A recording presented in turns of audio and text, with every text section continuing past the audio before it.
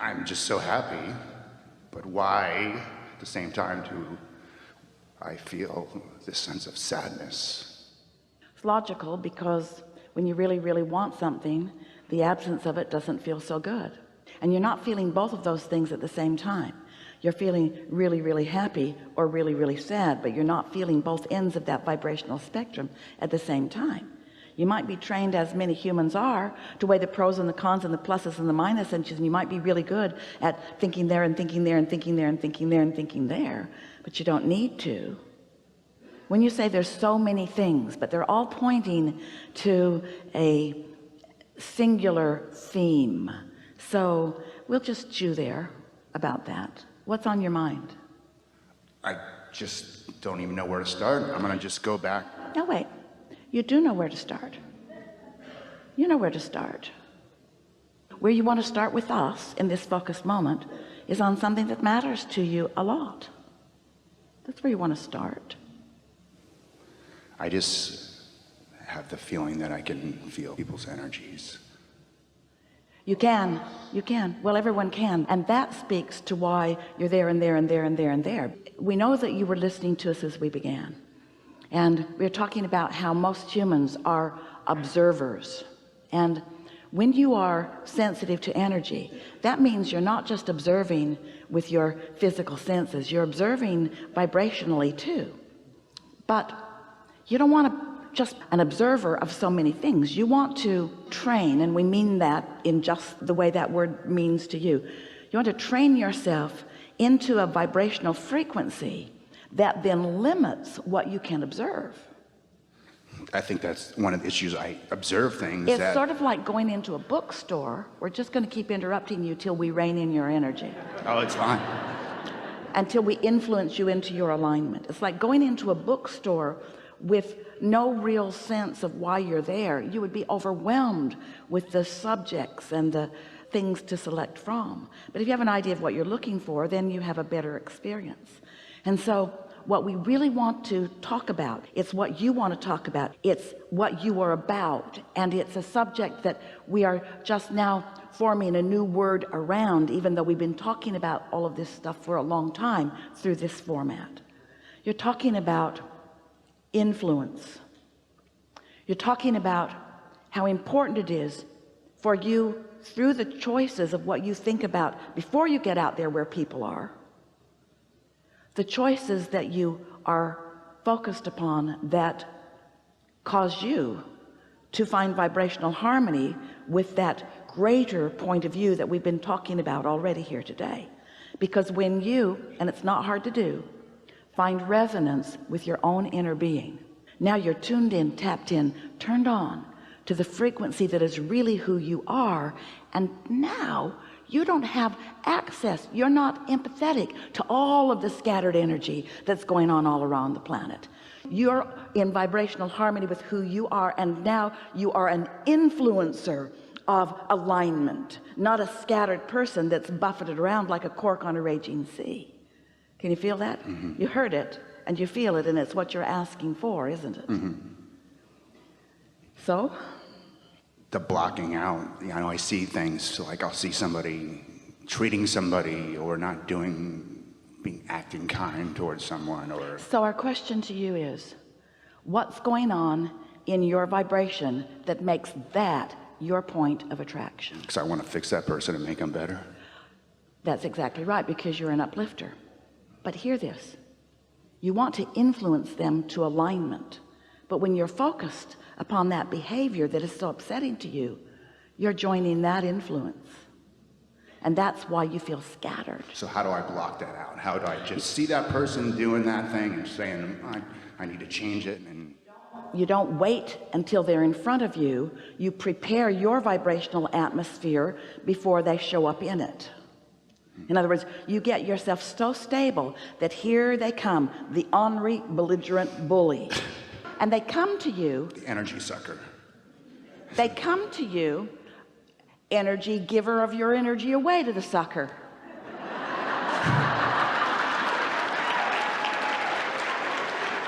You're blaming them for your lack of preparation. I didn't do anything about finding my alignment with who I am. I just came out into the day and I found you, and it's your fault. Well, you found me because we have some things in common, and it's not because you're a bully, it's because you're a bully watcher. You're a bully not liker. You're a bully wanting to stop. But that's not how it works, because there's no law in this universe of exclusion. There's only the law of attraction. There's only the law of inclusion. Now see, here's the thing. This bully that you're watching is not only that.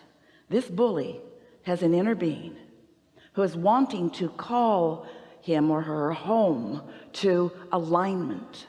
But for whatever reason, that person is not there. And when you see them and are upset by them, you're not there either. This is why we began as we did today. If you're not in full concert, in full harmony, in full blending, or somewhere close to it with your inner being, then your influence is scanty. And then your relationship with them, the bully that you want to stop bullying, becomes one of weakness, of action.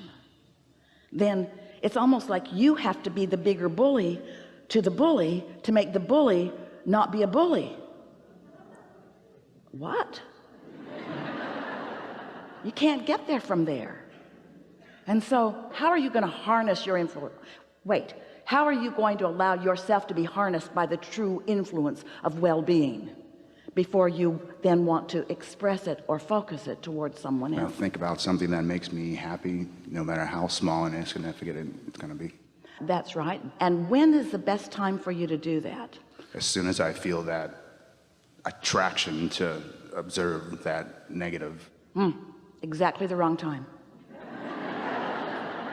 What you just said was, I'm not yet in sync with who I really am, but I'm out in the world and I'm seeing reasons that I want to be in sync, but I'm not in sync. But boy, I can see the reason that I want to be, but I'm not. But I can see the reason that I want to be, but I'm not. You got to get there first. It's the preparation of your alignment that is your dominant work, not the looking around for the reason for the alignment. That's why we call this creative process 3 basic steps. Step 1 is you know what you don't want. Do you know that you do all of your creating? Hear this. You haven't heard it in this pointed way from us before. You do all of your creating in step 1, because that's when you're exposed to the I don't want this, therefore I do want this, and I don't want this. So all those bullies you've been watching and that you've personally experienced are what have caused you to put this huge desire in your vortex, and your inner being is completely lined up with that and knows the power of your desire and is calling you never-endingly toward that knowing, toward that opposite of bullying, which is security, toward that opposite of bullying, which is love, toward that opposite of bullying, which is connection.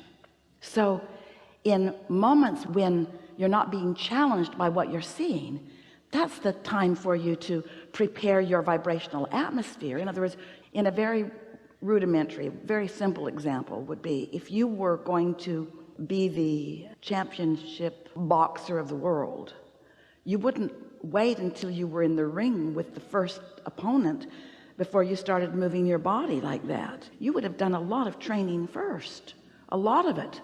And you would have confidence in your stability and your stamina and your strength and your endurance and your clarity. The preparation before is what it's all about. Physical preparation in that example, and mental preparation too. But you don't just wait until there's somebody there with their gloves on before you say, oh yeah, maybe I could do this. And so the preparation for being the uplifting teacher that you are is by being tuned to the energy, to the power, to the clarity, to the leverage of this energy that creates worlds. Because if you're not hooked into that, then you're just going to have a fight like the rest of them are, and nothing is going to happen as a result of your including yourself in that fray. So I wake up in the morning, I do my meditation, and I ask to meet nothing but happy, joyful people all day long, and I'm on a roll doing that, and I'm feeling great and fantastic, and here they come. Here comes that person.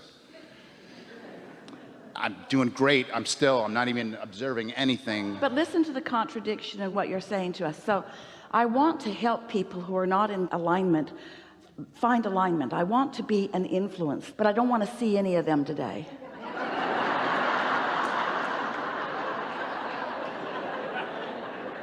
I only want to see the ones that are already in alignment, okay? Which is it? Are you an uplifter? Are you so incapable? Now we're just playing with you here. We're going to tease you just a little bit. Do you think that you are so incapable of maintaining your alignment and influence that you only want to see happy people all day?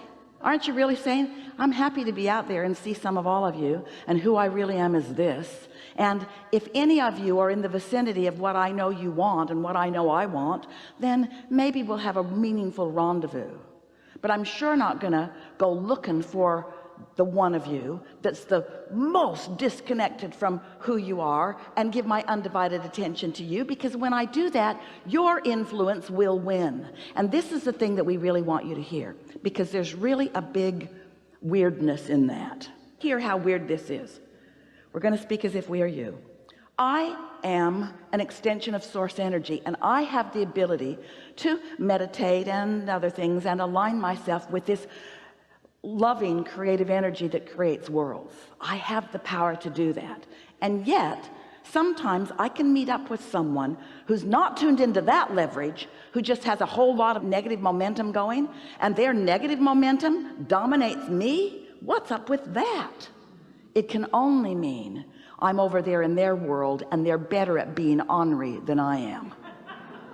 Think about it. That's what that means. Do you really want to win the battle of who can be the biggest and the baddest and the meanest? Do you want to have the sharpest tongue? Do you want to be able to dig the deepest digs? Do you want to control like that? No, that's not who you are. You will always lose that game, because nothing about you wants any of that. And you know what? They will always lose that game too, because none of them want any of it either. But they're still fighting it out. In other words, there's this whole crowd of disconnected beings duking it out and triumphing over one another in this paltry, mediocre, puny, unpleasant cesspool of not being even close to who they want to be. That's not the game you want to play in. You want to tune in, tap in, turn on. You want to feel your clarity and your power, so much so that you can see the value even in that bully. What he's thinking about himself right now, and even what he's thinking about you right now, has no relevancy to what you think about him, because you're tuned in to the fullness of who you are, and you know his true value, not his temporary separation from it.